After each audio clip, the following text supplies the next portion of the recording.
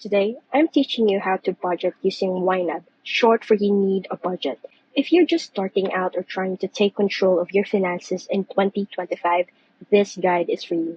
Go to ynab.com and create a free trial account. YNAB is subscription-based but offers a 34-day free trial, no credit card required. You can connect your bank accounts securely or add them manually.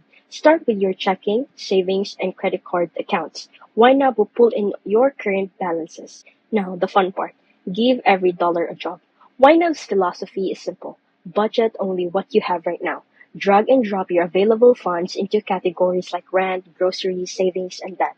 YNAB updates as you spend, either automatically if linked or manually. You can adjust your budget as things change and move money between categories if needed. Download the YNAB mobile app to track expenses on the go, add transactions in real time, and stay on top of your goals. And that's it. With YNAB, you're not just tracking, you're giving purpose to every dollar and planning ahead.